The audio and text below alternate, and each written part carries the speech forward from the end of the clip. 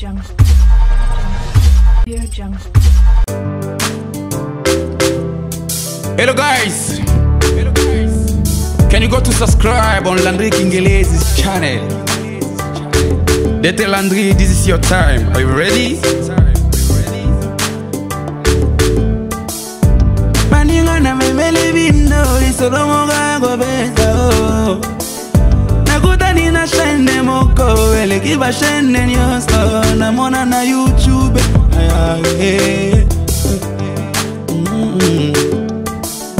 Émission ya bien, bagago ya bien, ba théâtre ya bien. Yo soya malamu yo papa koki kotala na bana eza wapyo. Tunangana yebisa yo shenango eza ya nanyo. Tunangana sosolisa yo masolwango eza ya nanyo chez Landry Kingelezi. Chez Landry Kingelezi. Makambo ya solo eza awe chez Landry Kingelezi. Bakaga ya solo eza awe chez Landry Kingelezi. Masolo ya solo kuna teo chez Landry Kingelezi. Abonnez-vous, abonnez-vous, abonnez-vous et massivement. Abonnez-vous, abonnez-vous, Kobo Sanateo chez Landry Kingelezi. Abonnez-vous, abonnez-vous, abonnez-vous chez Landry Kingelezi. Mwana mama niese tulenge nyange chez Landry Kingelezi. Yaya Clovis, yaya Brunelle, yaya Annabelle, yaya Gladys. Leka Alfred, leka Neneo, leka Kageo. No kwa Kevin, no kwa Kesiae, no kwa Armeleo. Papa Gradie, papa Paracle, papa Banebele. Le pot de maman Gilva Kingelezi. Merci bandeko balandi batal magazine motuna na bino pe biyano na bango ebundisami pe epesamelo wa bino leki wa bino mwana wa bino Dete Landry Kingelezi mwana na mama Agnès tulenge na zalinga moko te na zali équipe technique ezali ko sal sangai na sima ya caméra na zali mwana mboka ingénieur di Kassa Jessie na réalisation na zali mwana mboka ingénieur Roli tulenge vmixer Graciano Masamba Pazali kiwana coordination ya Dete Landry Kingelezi.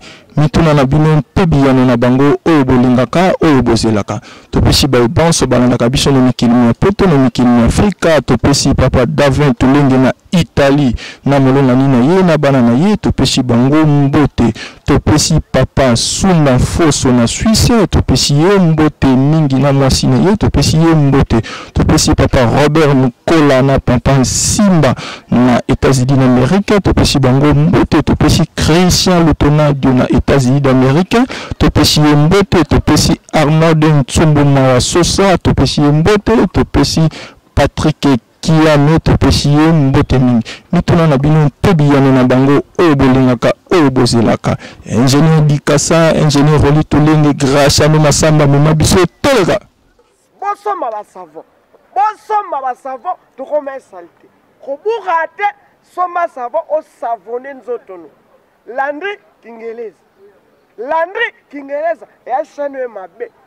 Savonner, mais pas ça va comment savonner. Ça va me sapno ka ngana obimana. Au moins ba mi soit bien, ba théâtre bien, ma ramena soit bien. So parler c'est pour. Oh. De balobi ba si teza na ko epere.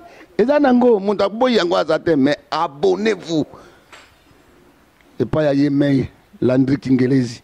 Balobi boko za la décité. Abonnez au fini kakawana au fini et là kawana et puis your réponse. Bien-aimé le Seigneur, c'est le frère José Nzita José Mossekanankolo autrefois. Je suis béni, la comparaison n'est pas raison. Je vous recommande, bien-aimé, de vous abonner massivement à la chaîne Landry. Hein? Abonnez-vous massivement à la chaîne Landry. Beaucoup s'appelle la Makasi parce que chaîne ils ont même information fiable. Na moment il y a toko donc autant convenable hein Landry abonnez-vous ba s'abonner à kaka tant que vous s'abonner et vous ça la bien et vous pesa épée au dimat Zamba pambola bino allez vous abonner Merci bandeko balandi batal magazine mutuna na bino pebi yango na bango ya solo ndenge tolobaka kaka awande esika esepelisaka bai bonso balandaka biso bisika nyonso lelo toyambi papa na biso papa chercheur maître Zola vraiment tozali kolobela likambo ya musée to na likambo ya centenaire ya tata Simoni Kimbangu Fuma di Bundu ya solo bokoyoka ndenge papa Zola akoyebisa biso musée ezali nini église Kimbangu ezali kokogisa santa ezali nini ingénieur Graciano Masamba ingénieur Dikasa ingénieur Roli Tulenge mema biso toleka. Merci bandeko balandi batali magazine ndenge tolobanga kaka vraiment yeyo papa Zola chercheur ya munene mbote na yo mbote papa Landry santé za malamu mingi vraiment lelo to sepeli ko yamba lisusu na magazine na biso lelo to zali kolobula ete centenaire ya église Kimbangisi likambo nyonso na mokili soki 10 ans ezali likambo ya malamu esalamaka 30 ans 40 ans 50 ans likambo ya malamu esalamaka lelo to zali ko fêter centenaire ya église Kimbangisi intake le chercher lilobani no ko koloba pona santa o. Merci papa Landry natina ya centenaire ya église Kimbangiste 100 ans l'église elle est à présenter en haut parce que 100 église Kimbangiste oui et ils a 100 ans il y a Moussala et Tata Simon Kimbanga Salaki ils a 100 ans il y a Lit il y a Papa Simon Kimbangu ils a 100 ans il y a église Kimbangiste ils a 100 ans il y a libération il y a peuple noir 100 ans, il y a libération des pays africains par rapport à la colonisation où les pays ont colonisé l'Afrique. Le 6 avril 2021, il n'y a pas eu de célébrer 100 ans. Et Mingi est Kolobela parce que dans 100 ans, ils ont 100 ans. Motosora a fêté 100 ans, ils ont la table sous moto à Botami. Soit que 100 ans, fois ça la fête.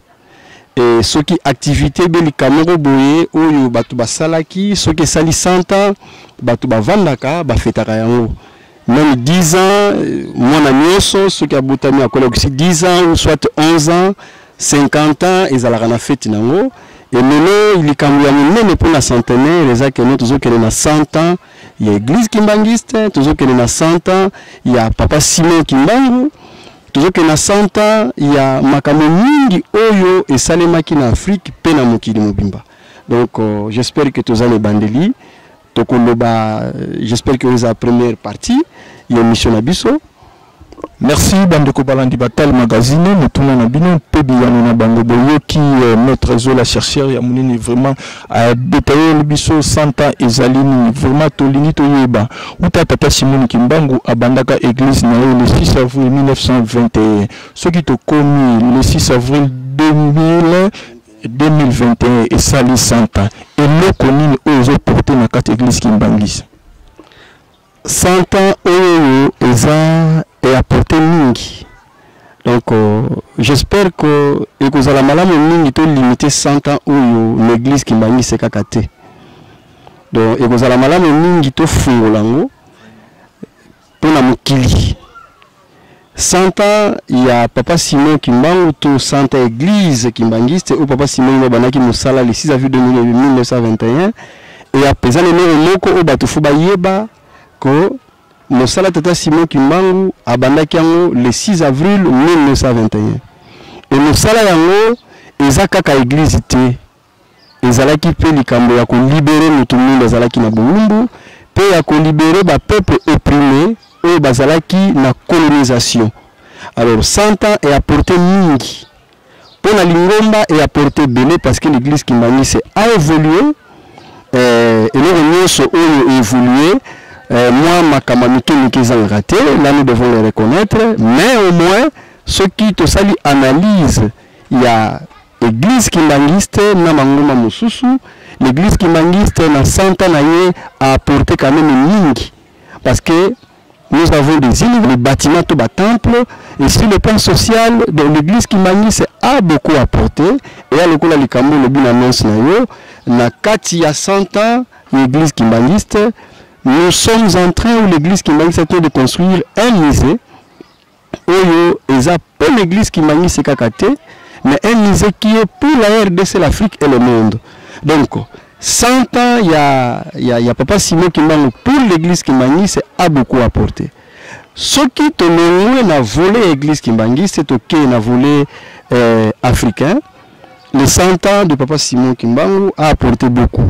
D'abord, c'est grâce à la lutte menée par Papa Simon Kimbangu parce qu'à l'époque, l'homme noir azalaki traité objet nyama. On nous appelait des macaques. Alors c'est grâce à cette lutte là menée par Papa Simon Kimbangu où sali que lelo mutu mwindo akoma mutu que lelo to vanu na yo tuzo sola na yo nazo loba nazo réfléchir. C'est grâce à ces luttes là où ils ont totalisé 100 ans. Il y a aussi les centenaires de Papa Simon Kimbangu ou de son ministère ou de sa lutte, ils ont une facette belée. Et ils ont une belée, même les Congolais ou les dirigeants africains ou même les Nations Unies à ce devoir-là. Il y a qu'on reconnaître Papa Simon Kimbangu par rapport à la lutte par rapport à 100 ans autres. Donc je me réserve plus d'aborder les 100 ans rien que pour l'église kimbangiste. Parce que ces 100 ans a été offre, a été un cadeau, ou c'est un cadeau où ils ont pour la Mukili, où ils ont pour la RDC, où ils ont pour l'Afrique. Et les peuples congolais et les dirigeants africains, à travers le monde, doivent au moins, nous sommes tous obligés, c'est une obligation, dans les 100 ans, de reconnaître Tata Simon Kimbangu, de tchaïne sika na ye. Toujours que je me réserve d'aborder ces 100 ans pour l'église kimbangiste.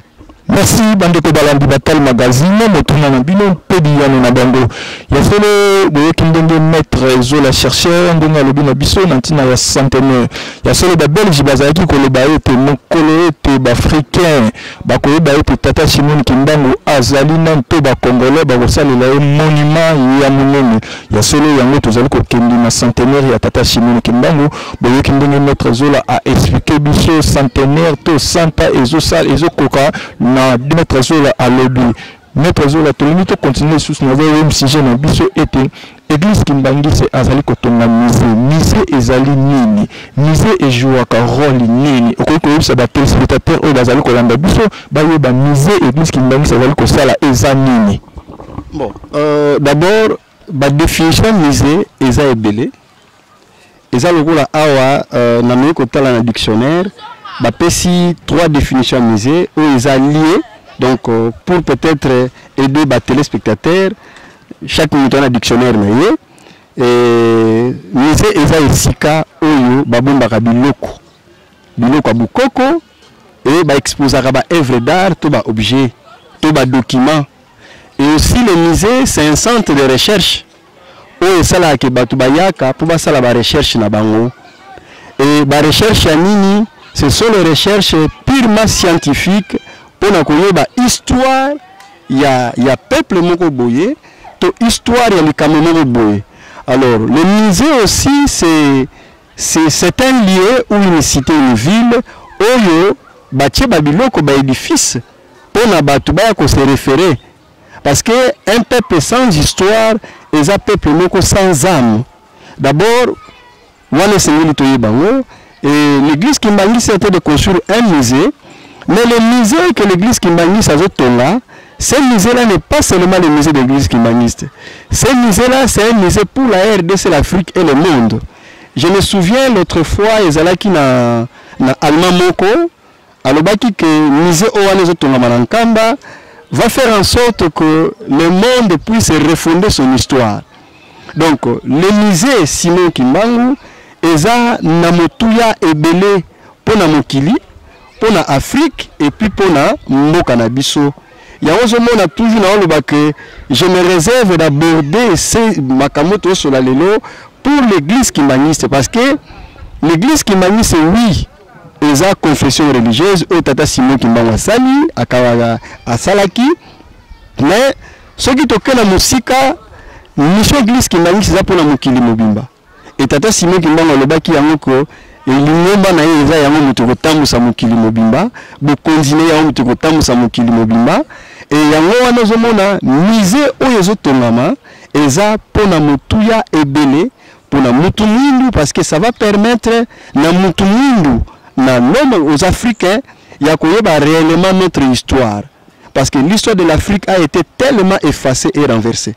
Makambo mingi oyo mutu mwindu a perda yango somona je crois ezaki na bane année 90 oyo révérend Van Imp na Belgique azoyebisa ba jeune kimangisi na Belgique mutuya to obligation bazana ngo ya kokene na Belgique pona kozwa 7 corps ya ba ancêtre na biso oyo ezana misé et ce qu'on mène enquête ba biso que ba Belge ou les Européens utilisent ou exploitent ces corps là à tout moment ceux qui bazana un problème ba kenda ko consulter ngo et misé ezana mutuya ebele ceux qui peuple tomboka ezana misé te peuple wane ko tikala ko se développer te. Merci Bandeko Balandi Batal Magazine. Voilà, azo expliqué biso malende le lenge ya misé. Vraiment to bien te misé babiloko pe ekotaka kuna na kati. Le lenge ni biloko nini o ekotaka na kati na misé. Okoki ko yebisa ba téléspectateur o lazali ko landa biso. Bon, biloko ekotaka na misé eza ebele. Nous avons les œuvres d'art, tous na ba objets d'art, tous na mikanda. De biloko nous surtout et ce qui est une exception. Bon, c'est ce qui est vrai, que la misée à Tervirane, on conserve même le corps, où il y a des ancêtres africains, 7 corps, où il y a des awa, si nous avons conservé la misée à Tervirane. Et nous avons cette obligation, nous Congolais ou nous Africains, il y a qu'on rapatrier biloko na biso oyo dans les différents musées à travers le monde. Et alors comme Colombo na so en état de loko, en état de Bikindu, pas Bikindu il a été je crois si pas en Belgique aux États-Unis, bakendaki ko visiter bazotalisa bango cité ya Mbanza Congo à l'époque. Donc œuvre artistique ya ndenge Mbanza Congo ezalaki, ça se trouve dans le musée. Et j'ai eu la chance donc musée ezala makambo belé. Le musée où ils ont tongama, ils ont la mutuelle francophonie, que le musée que l'église qui m'a mis ça veut tonga, ceux qui ont vu Babiloko au photo kota kuna maison les amuke. Parce que Babiloko a tellement ébélé. Il faut d'abord en Afrique, en RDC, en Brazzaville, en Angola, et puis à travers le monde. Et puis Babiloko wana monsieur ça la musée, Babiloko monsieur ça na maboko abatu. Mais babiloko oyo eza na ba musée oyo eza na libanda na ba pays africains to na ba pays européens surtout ba pays occidentaux il faut ya kokota na musée Simon Kimbangu et les occidentaux sont obligés ya ko libérer ba objet d'art surtout to babiloko oyo eza na ba musée na bango oyo ya ba africains. Pourquoi? Il y a une convention, il y a UNESCO, il y a 1995 je crois oyo ils ont obligé na ba pays surtout qui ba biloko ya batu bazongisa ngo. Donc pour le cas de l'église qui m'a mis pour la RDC, nous avons cette obligation là. Il y a quoi accompagner l'église qui m'a mis le gouvernement congolais parce que bon, l'église qui m'a mis c'est une confession religieuse, c'est l'État normalement qui doit prendre la responsabilité. Il y a qu'on traiter na ba état mususu pour la réclamer la biloko wana. Les alocaux là, je rends hommage à la mémoire à syndicat de Colo. Les collectionneurs d'art africains, abandon ko sala musala mutuya pour collectionner les différentes œuvres d'art où ils ont musée à travers le monde pour acquérir en Afrique. Donc nous avons un grand devoir ya ko récupérer to ya ko rapatrier babiloko où ils ont musée à poto pour na nini poto to na bokoko na biso. Merci Bandeko Balandi Batal Magazine, motuna na bino pebiano na bango boyoki ndenge maître Zola a lobeli biso na tina ya musée. Mais to yebi pe tata Simon Kimbangu to ba œuvre na ye et salama et belé et kinda pa ba mindele et kinda par-ci par-là. Est-ce que ba œuvre wana ekoya pe na kat na musée au église Kimbangu sa zo tonga ou bien ndenge ba wana bazwango etikala pa na bango ka recherche wana bien ndenge. C'est vraiment une obligation. Yango zomona c'est une occasion où to zo tera ba konza mboka. Tous les dirigeants africains te font la mise parce que les occidentaux si je ne me trompe pas il y a si pas la charte ou un document de l'Union européenne où ils considérer ce patrimoine là comme patrimoine nabango et il y a même une loi française oyo sala ke ba effacer que babiloko wana utaki affecté. Et nous avons cette obligation, nous devons ouvrir œil. Parce que les blancs sont capables ya kosala ke oleba pesa ba document to ba biloko oyo ba africain oyo sengeli to zoa tant sur la continuer de manière électronique. Nous avons ce devoir là et cette obligation ya ko ouvrir l'issue. Pour la nini bamindele baza obligé, je dis c'est une obligation parce que l'UNESCO, il y a une convention de l'UNESCO qui oblige à tous les États oyo baza biloko ya bangote bazongisa. De biloko atata Simon Kimbangu oyo eza na bamisé à travers le monde, je suis sûr et certain et que zone là ça sera rapatrié. Là au moins je suis sûr et certain, et puis quelque part aussi c'est notre mythe. Quand nous faisons ça, nous sommes en train d'interpeller dans différentes personnalités et baza concernées dans makambo wana ba rapatrier ba biloko yo. Pour l'église kimbangiste makambo ça les ebele parce que nous makambo misé to ko le bela on kan émission de côté. Le musée est tout un domaine vaste. Eza monene mingi. Pe eza na makambo ebele. D'abord le musée qui est en train de construire c'est eza ndako enveloppe pour les autres. Alors, le plus grand chantier, c'est le contenu du musée. Comment on va récupérer tout ce contenu-là? J'aurais appris sur la bosanité, que le chef spirituel, sa divinité Papa Simon Kimbangu Kangani, à qui nous saluons, toujours il sera toujours ma tondi, parce que nous avons Tata Simon Kimbangu. Alors, nous avons 2 ans pour collectionner Babylone, surtout où il faut que tu aies la musée Simon Kimbangu. 2 ans, ils ont été des ébélés. Alors, à part ça, le contenu du Sika Bagocha Biloko Wana musée, ce n'est pas une petite chose. Il faut que ça, la Babylone, qu'on a exposé à la Babylone, qu'on a misé, le qu'on a coûté. Il y a des techniques, il y a des procédures, au bas et la capone à exposer des locaux dans un musée. Il y a un moment, et le musée là qui est en train d'être construit, et c'est un monde ébélé. Parce que c'est le musée, c'est une affaire de millions, et nous une affaire de milliards. Nous sommes en train de voir le musée à mes amis.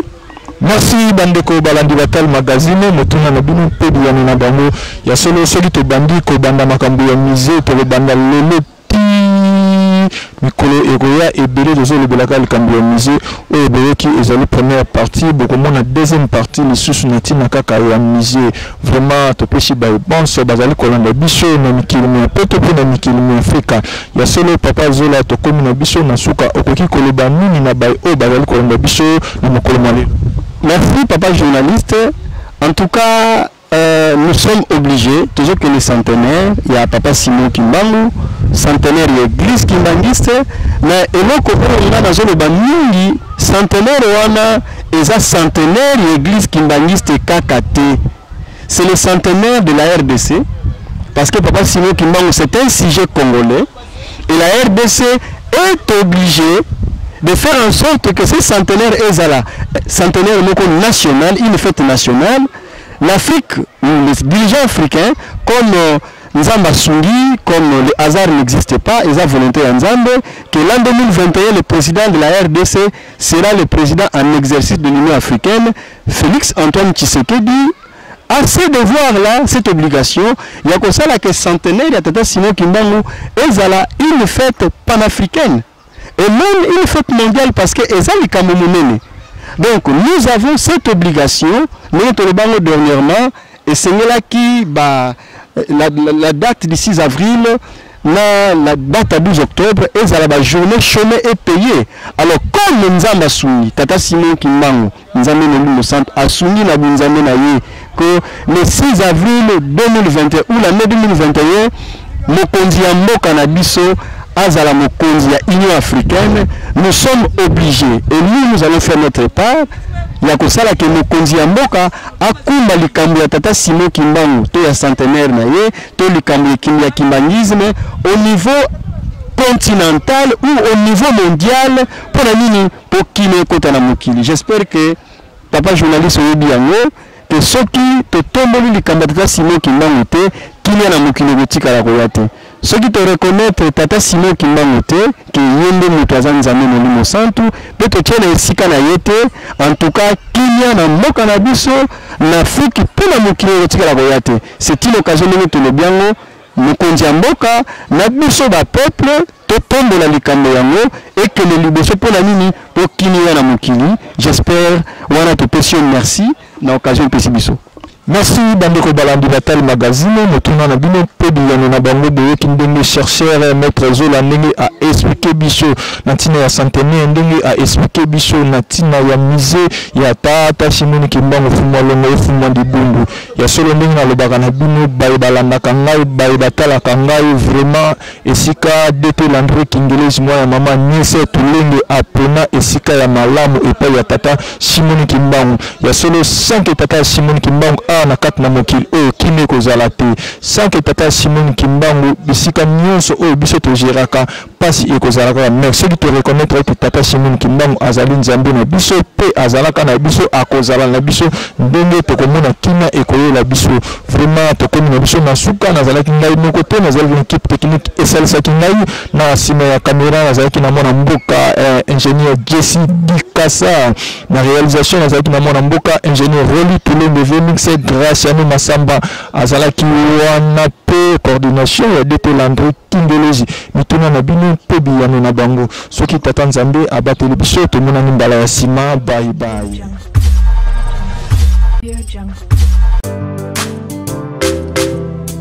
Hello guys, can you go to subscribe on Landry Kingelezi's channel?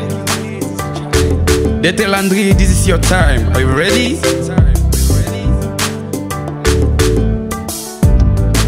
Na memele bindo isolomo gango beta nakutani na chaîne moko eleki ba chaîne nyonso namona na YouTube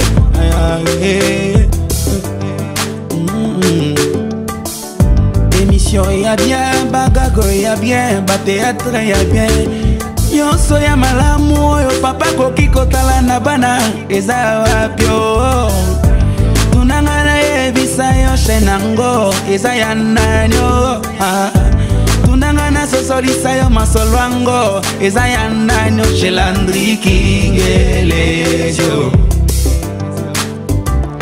chez Landry Kingelezio makambo ya solo eza awa chez Landry Kingelezio makaga ya solo eza awa chez Landry masolo ya solo kuna teo abonnez-vous abonnez-vous abonnez-vous massivement abonnez-vous abonnez-vous kobosana teo abonnez-vous abonnez-vous abonnez-vous mwana mama niese tulenge nyange Yaya Clovis, Yaya Brunelle, Yaya Annabelle, Yaya Gladys, le Alfred, le Kaneneo, le Kakageo. No kwa Kevin, no kwa Kesiae, no kwa Armeleo. Papa Gladie, Papa Paracle, Papa Banebele, Yaya. Le pot de Maman Gilva Kingelezi. Yeah.